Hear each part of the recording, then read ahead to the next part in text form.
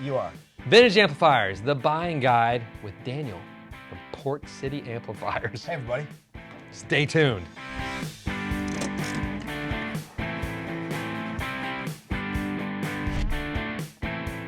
Hey, it's me, Baxter, and Daniel.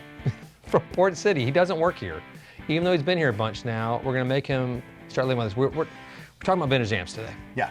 And we were talking about this idea all week, and then you and I started to text by chance, and I was like, I need to have Daniel come in and do this. And you were gracious enough to be like, I will be your guide. As best I can, sure. On this and a few other videos that we're sort of scheming up as we go. But this is a quandary a lot of us have. Like, so Derek just bought a few that we're gonna have a whole other video on. Yeah. About from an estate sale. But I've done it too. I buy used amps, vintage amps. I love them. I'm sort of an amp nut. Yeah. But we need help. How do we know if we're getting a good deal, if we're getting ripped off, if the amp is functional, if it's fixable, if it's worth fixing? Yeah. What do we do? There's a lot to go into.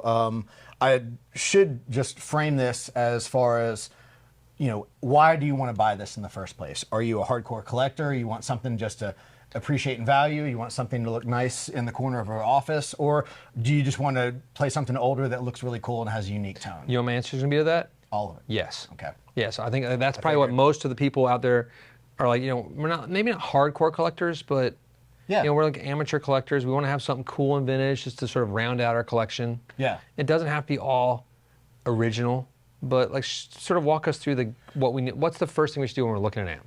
Well, the first thing I would do is just take an overall view of the condition, because that's going to tell you a lot. I mean, does it have the original handle? Does it have the original knobs? Is the chassis rusted out? Is there a speaker? If there is it the original speaker? Yes. Is there any rust or oxidation on the transformers? What's the condition of the wood, the grill cloth, everything like that, and just look and just assess it and go, all right, should I even try to turn this thing on? Because sometimes amps that have been in storage could have, I've seen rat's nest in amps, I've seen bird's nest. Yeah, so. I've seen snake skins. Oh yeah, absolutely, yeah. Now you said something there, maybe just in passing, but I agree. Like plugging it in and turning it on is kind of a scary thing with these old amps. It's touch and go. Prongs. Yeah. I've been electrocuted a lot. Raise your hand, swear to the Bible of electrocution. You probably more than me because you work on things. I just plug in amps and pray for the best. Yes. I was very nervous with Derek's amps that he brought home the other day. Right. But so can you turn it on? When you turn it on, what's the first thing you want to happen? Well, you want to, first of all, does it have a power cord, and is the power cord safe to actually insert? Because some of the rubber around it can be cracked, and then it might have a open lead, and that's obviously 120 volts. I've never actually thought about that too often, so that's good to know. Yeah. I will be more careful. Again, just you got to inspect everything. So if you're in a position where you can turn it on, does the light come on? Okay. Do you hear any operational noise? Do you hear anything coming from, you know, as you turn some of the knobs? And then, if you do hear something, is it consistent, or is it intermittent? Is it getting louder? Because some things that, you know, if it's a systemic problem inside of an amp, sometimes like if the bias is wrong or something is failing, it can get louder, louder, louder. You just need to shut it off. You know, and then just leave it at that. So obviously, if anything smokes, shut it down. Well, because this is probably most of the people out there, like myself included, when we're buying these vintage guitar amplifiers, we don't really have the option to take it to a tech before we buy it. So it's sort of I wish for the best. I should probably flip this screen around that I've had this picture of you the whole time. I'm sorry. It's not of me. It's not of me. That's when you were younger. Nope. Nope. If anybody knows who that was, bonus points in the comments below. But no, it's we usually have to buy them on the spot. Like, you know, it's state of sale. You're pumping down a few $100, maybe $1,000. Yeah. Take it home. Wish for the best. Right. So. Totally. And in the really rare occurrence that you can't actually physically, you know, touch the amp or turn it on, if you're not there, like I've had people send me videos of something that their friend is looking at an estate sale, you know? Yes. And like, so, you know, just going around it and just checking it out, and then see if it turns on, see if there's any sound. Can I side note just for a minute? Yeah. Like, so Dan, he's dealt with this a lot with us. With we have a customer and a friend that's become a friend named Kevin. Yeah, Kevin's great. But like, we have an amp that wasn't like, it just, there was a thing with one of the, what was wrong with it? One resistor. One resistor was off, and he drove down from Asheville to fix it. 4 hours. You're dumb. 8 hours round trip. But that's a really special thing to do. I was pretty impressed by that. I don't really understand it, but We treat everyone as if they're John Mayer or Keith Urban. Every single Port or City Britney client. Spears, if that's your preference. Or yeah, well, sure. Why I will not? treat her perfectly. Brittany, if you're or that celebrity that was on your screen. oh yeah, that was you in high school. So okay, you turn on the amp.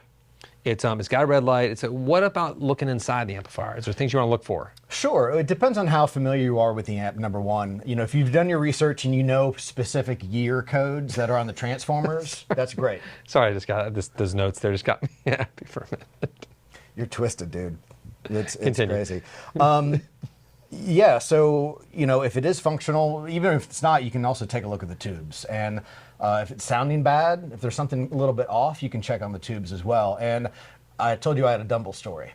And this is where he hadn't told me this yet. this is where the gear page is going to just absolutely have a 97-page thread about this. So I was at a guitar show in New Jersey, and a guy came in and he'd heard about our patented cabinets, and he was like, "Hey, do you mind if I bring my amp in? And I just want to check it out." I was like, "Sure, of course." And he has a cart, and he just wheels in this cart, and he's got a Dumble on it. And it's the real deal, you know? And I was like, cool. And he's like, I'm not the original owner. It was, I forget what year, but it was old. And he says it with a matter of pride. Yep, I still have the original tubes in them. And he thought that that was some kind of huge selling point. He plugged that amp in, and that amp sucked. That amp sounded horrible. I can see where you're going to get some people on Gear Page going right now. This is good. So, but I mean, I would think that, you know, retubing it, maybe rebiasing it will definitely that's the point, though. Original tubes aren't always that good. Yeah. Oftentimes, they're not good at all. Yeah, just like old capacitors, old resistors, they drift over time and they fail. Well, because these things do need service. Yes. They need regular maintenance. They need to be played. And, you know, that's why you should switch to modeling amps right now. Thank you, Port City is going full modeling in the future. Absolutely not. No. Buy a tube amp, learn how to work on it. That'd be really funny if you had Store like a modeling belt buckle you had. They could just make tube amp like a pig nose. Huh. It's thoughts. That's why I'm not in business. That's for more myself. disturbing than that image right there. So that's, Well, I mean, it's a picture of you in high school. What are you talking about? Besides, sorry, the images keep changing. It's making me wow. happy. That's crazy. So, jumping into the cords, though, if that's the thing, that's one of my biggest fears of vintage amps. Yeah. Do you recommend replacing the cords? If it's a two-prong, absolutely. Yes, Just okay, bring right? It up, bring it up to code. And I don't think that destroys the value of the amplifier. No, I mean, I'm sure there's going to be a segment of the collecting population that will kind of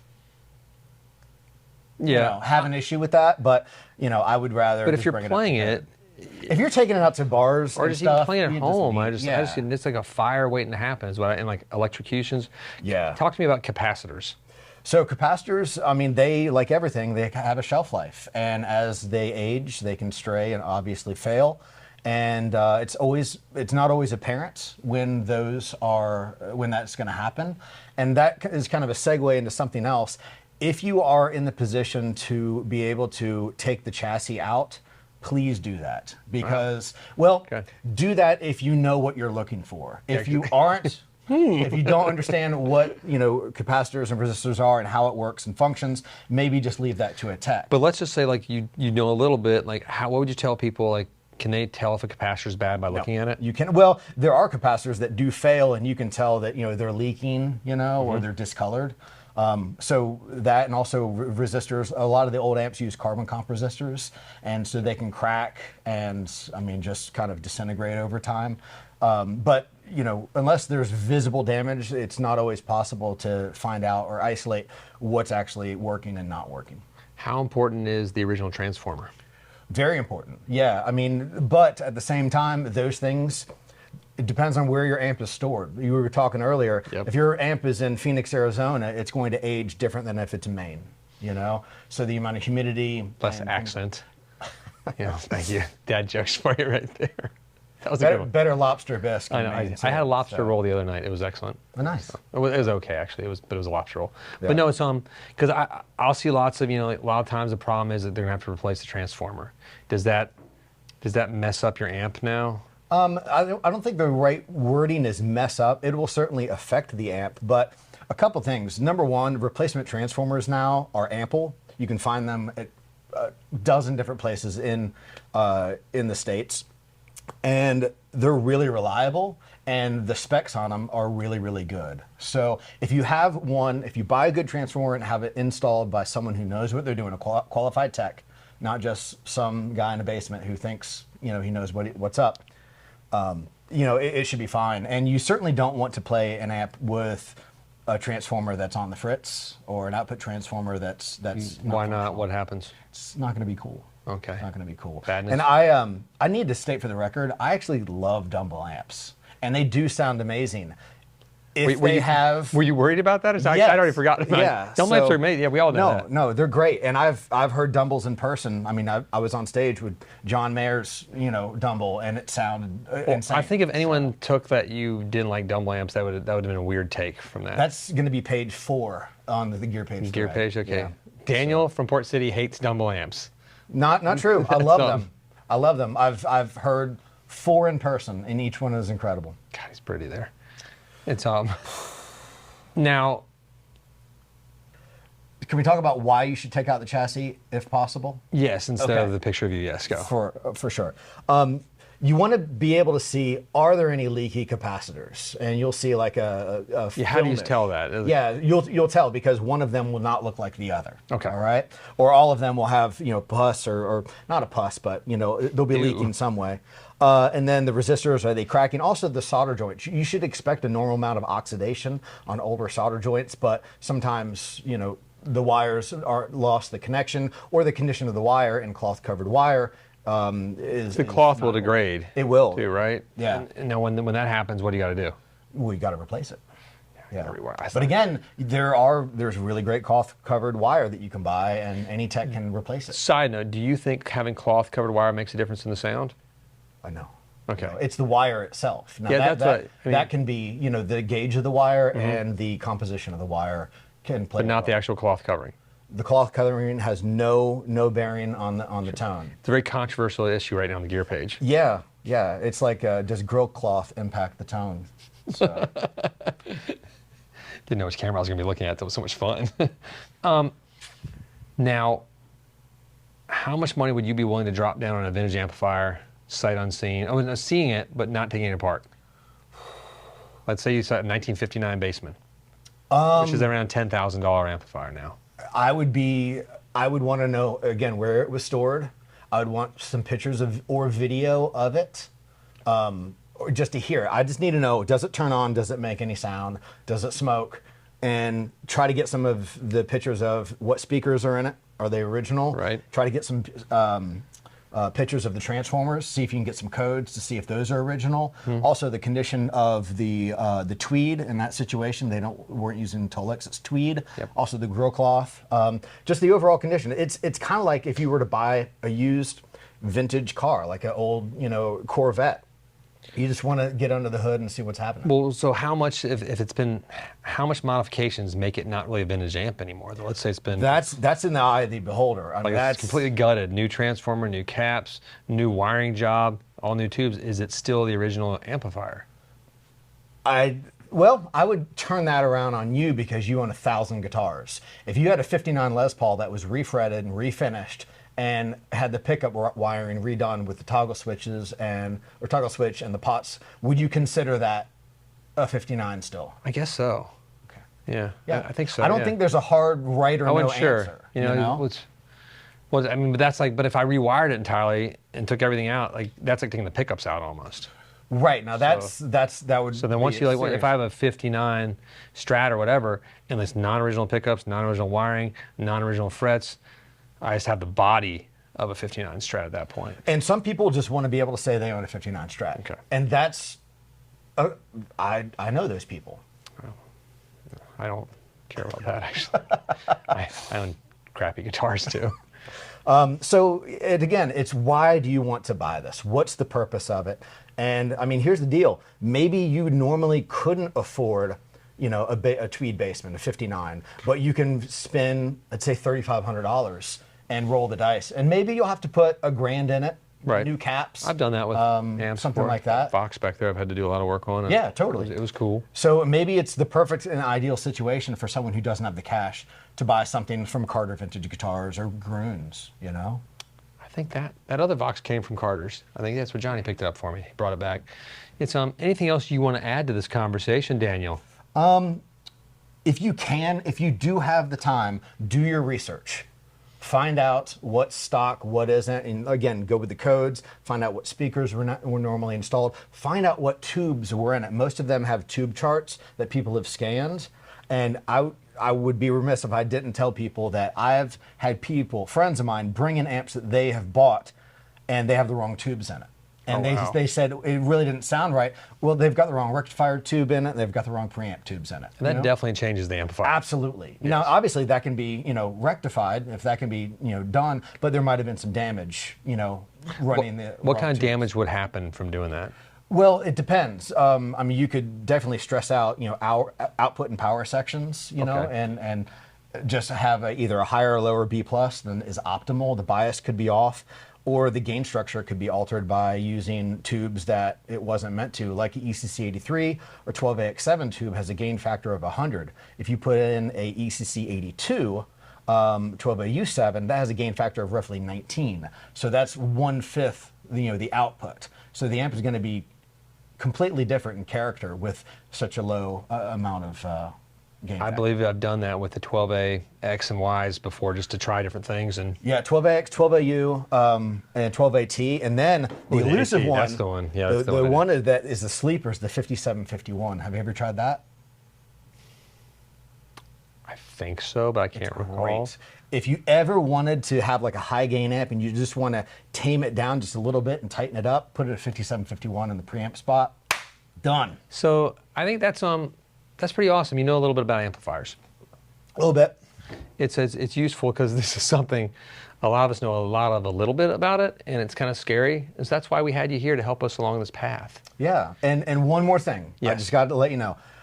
If you can, in addition to checking out the amp, check out the seller. If this person is sketchy or you think there's going to be any issues, then watch out. Play it if you can. If you can't, try to get a video of it. And ultimately know why you're buying it, the real reason why you want to acquire this. Is it because you want an investment or you just want something to put a little bit of time and labor in and then have something cool and buy with your ears. I think that's a lot of it is like just to have something cool. Yeah. I mean, that's what it really does boil down to a lot of times, because otherwise, I hate to be the person that says this, but just buy a new amp. It makes more sense a lot of times. Like, I love vintage amps, but I tend to do all my demos on new amplifiers. I feel that. I like them both. I have a problem, but there's part of it's just because it's kind of cool. What are the typical rates for like someone if you go to an amp tech? What should people expect to have your amp serviced? Sure. What's a normal rate? Because we kind of know what it costs to guitar setup, but what would that sort of equivalent be? Sure. On an amp? I will have to say, just as a caveat, I haven't done repair work professionally in years just because, my business takes up all of my time. Right. But I would say that most people have a bench fee of between $75 and $100 for them just to take a look at it, and then they'll use that as a credit to whatever needs to be done. And then from there, you're looking at, depending on the tech, between $50 and $150 an hour. Right. So some of the really, really in-demand techs, they've got 6 weeks of work backed up, and they command an insane price, but they're worth it. They have awesome customer service. Their stuff is just meticulous, and I think it's worth every penny. No, I had a person bring in an amplifier to get serviced the other day, and I had to sadly tell him we probably shouldn't service this because it was a solid-state amplifier. It was a circuit board issue, and I was like, listen, this is a $200 amp. It's probably going to cost $200 to maybe fix it. Right. Let's just throw this one out and start over. Sure, but most vintage amps, That's a good thing about these. the primary things that they're probably going to have done is new power cord installed, the cap job, Yep. and then possibly a new speaker, depending on if the speaker is old and brittle or it has any tears or cuts. So, Yes. And then just maybe touch up some of the solder joints and give it a bias. Maybe put in some new tubes. So, I mean, if someone brought me let's say someone brought me a Princeton Reverb that had some issues. I would say that cap job, power cable, speaker, new tubes, you're probably somewhere in $400 to $600 range. Yeah, so I was $500. Yeah. But it sounds like I spent almost that much to get my Rock Reverb orange amplifier worked on because it was a tube nightmare. Wow. That thing eats tubes, and there was something wrong with it. Really? I bought it for next to nothing, so you get what you pay for sometimes. Okay. But it was all right. But it's been great ever since. Nice. It was God, I can't remember the guy's name. He's up in Durham, I think, or Raleigh. I can't know. It's Raleigh. I can't. I'm sorry, can't remember his name. It's because you focus on things like that. This guy's got a nose. It's gorgeous. You just crawl up and live in that thing. I mean, I think that's just, I'll just cap this here just so we can understand what the serious things that I work with. So I want to thank Daniel from coming out here to Casino Guitars today. Hey, seriously, thanks for coming out. Absolutely, man. You're gonna hang around for a little bit longer too. Let's do it. Because we're gonna shoot some more videos maybe and have a little fun. Because he doesn't have his little dinner date with his friend until later. Yep. So get him in trouble. Hey, thanks for click like, subscribe. Don't forget to hit the bell, and don't forget the road to 100,000. We gave away our first free guitar just a couple days ago, and he didn't even know it yet. I don't think. That's crazy. So excitement abounds for everyone. Is it me? It's not you. Sorry. All right. You wouldn't like this guitar anyway. It's blue, like our shirts. Okay. Peace be with you guys.